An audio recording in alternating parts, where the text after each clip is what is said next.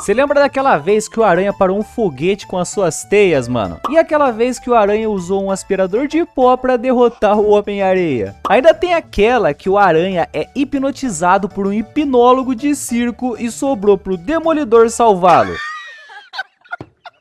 Se você tá acostumado com histórias mais pesadas envolvendo poder e responsabilidade, pode ser que você tenha dado risada com essas coisas que eu te falei. Mas acredite, nerdola, as primeiras histórias do Homem-Aranha eram bem pamonhas como esses exemplos aí. Mas quando é que as histórias do Aranha começaram a ficar um pouquinho mais sérias? Quando foi que o senso de urgência começou a aparecer? Fica até o final do vídeo que eu vou te contar a exata edição. Não esquece do like, do comentário e da inscrição, seu nerdola, e vambora! Quando o Aranha surgiu lá em 62, em Amazing Fantasy número 15, era uma época em que quadrinhos eram coisas mais bobinhas. As primeiras histórias do Homem-Aranha, se você pega pra ler hoje em dia, mano, é dureza. É muito bobo, cara. Umas histórias que parecem estar sendo contadas por uma criança de 8 anos. Mas essa era a realidade da época. Por exemplo, na primeira edição, onde o Aranha salva o Coronel John Jameson, que tá caindo com o seu foguete. Deu pane lá no foguete do herdeiro do JJ, a Homem-Aranha vai, pega uma peça reserva e invade uma base militar, convence através do discurso no jutsu um piloto a levá-lo até o foguete caindo, solta a teia no foguete e conserta a nave em pleno voo e ainda vai embora. Sim, cara,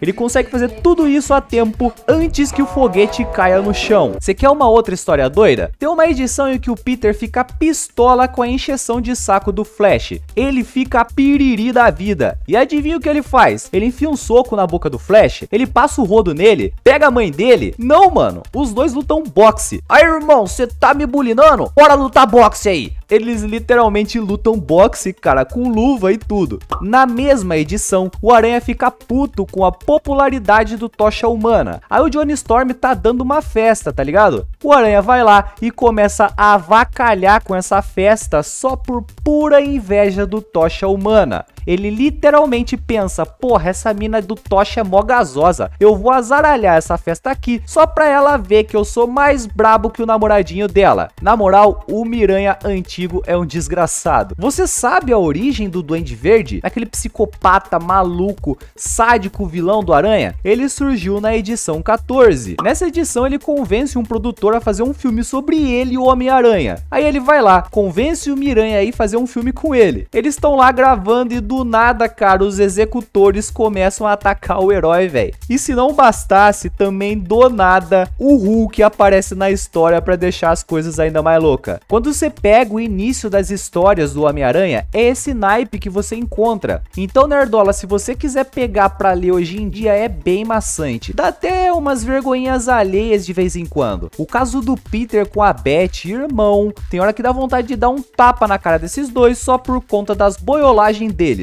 Ai, eu acho que ele não gosta de mim. Ai, eu acho que ela não gosta de mim. Vai se fuder esse casal. Mas Labronha, onde eu começo a ler as histórias mais sérias do herói? Onde é que o negócio fica mais legal? Na verdade, cara, esse começo já é legal. Dá pra acompanhar certinho o amadurecimento dos plots das HQs do Homem-Aranha. Mas se eu fosse dizer a exata edição em que isso acontece, é quando o Peter se forma do colégio. Até a edição número 28, as histórias são bem bobas. Mas nessa edição 28, o Peter se forma do ensino médio e parte para a faculdade. Na edição 29, as histórias começam a ficar mais legais. Elas ficam, digamos, mais acreditáveis. Por mais que ainda tenham momentos bem toscos, quando o Peter chega na faculdade, é onde as coisas começam a ficar legais. É lá que o Peter conhece a Gwen, o Harry, a turma que a gente conhece, tá ligado? O Peter começa a pensar em trabalhar mais para ajudar a Tia May vai ficar doente.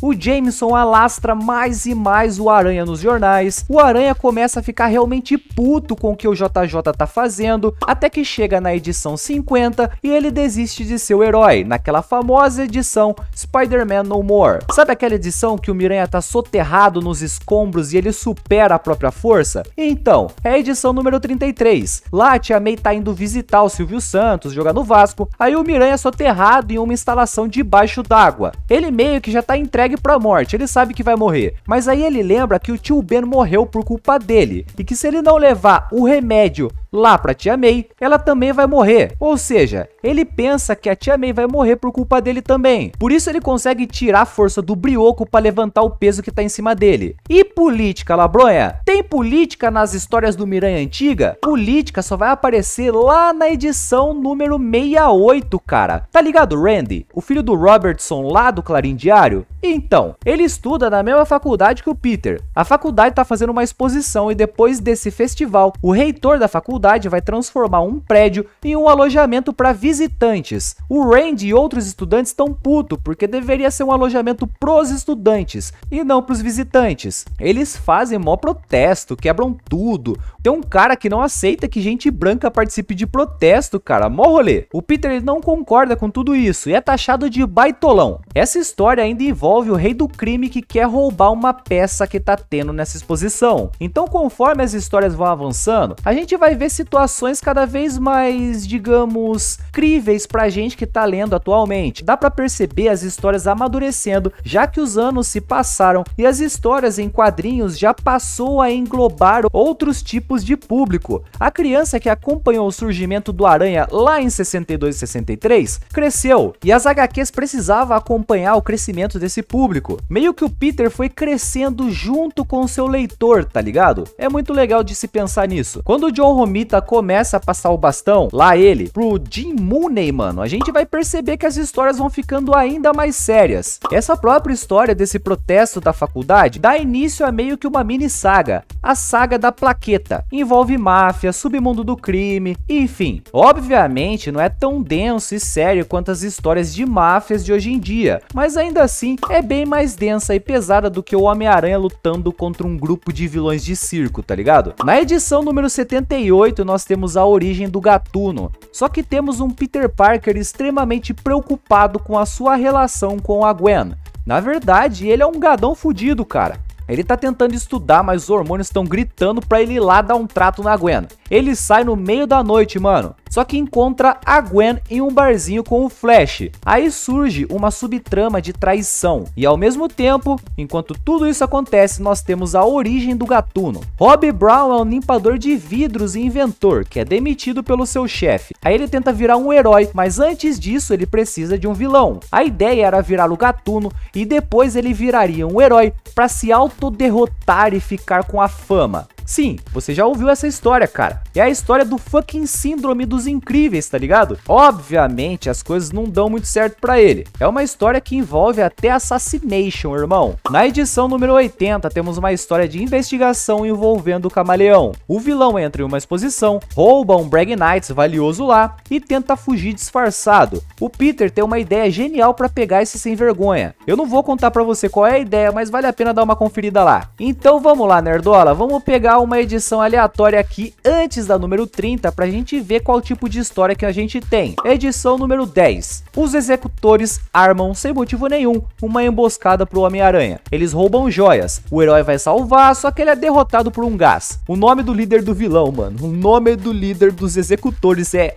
o Maioral. Cara, eu não tô zoando. O Maioral agora toma conta de todas as gangues da cidade. E nós temos o seu grupo, os executores. Temos Dan o Pomposo, faixa preta em judô, que desce o cacete nos caras que são resistentes das outras gangues. Temos o Touro, que é burro e forte. E temos o Montana, um cowboy com um laço desgramento que laça todo mundo. Tá percebendo o nível dessa história? Agora vamos pegar uma edição depois da número 30. Edição número 39. Temos o Duende Verde pistolaço por ter sido derrotado pelo Homem-Aranha. Só que agora ele decide que ele não quer mais só derrotar o herói, e sim humilhá-lo. Ele vai revelar a identidade do Homem-Aranha pro mundo. O Peter descobre que a Tia May tá muito fraca, que a qualquer momento ela pode ir de base. Isso faz com que ele fique completamente fora da realidade. Ele passa a ser um cara solitário e deprimido. Os seus colegas de faculdade passam a taxá-lo como um cuzão por ignorar os seus convites para dar um rolê, por ser insensível, enfim. Por outro lado, o Norman de fato é um arrombado. Trata o Harry mó mal na frente de todo mundo. O Harry fica mal o dia inteiro.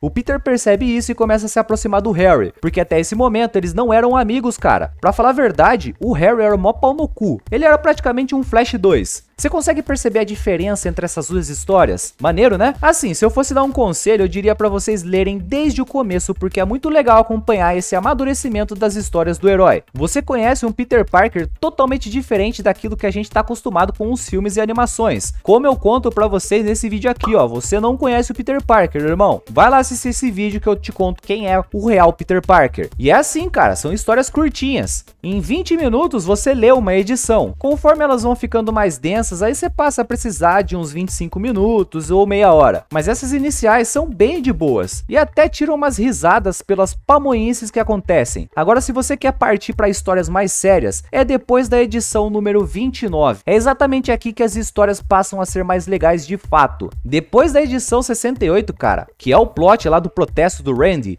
aí sim se torna de fato histórias interessantes de se ler. Ah, e um recado rapidão, mano. Se não deixar um comentário nesse vídeo é gay. Dei o papo. Tamo junto, nerdaiada. Um beijo na branca e até a próxima, seus virgões.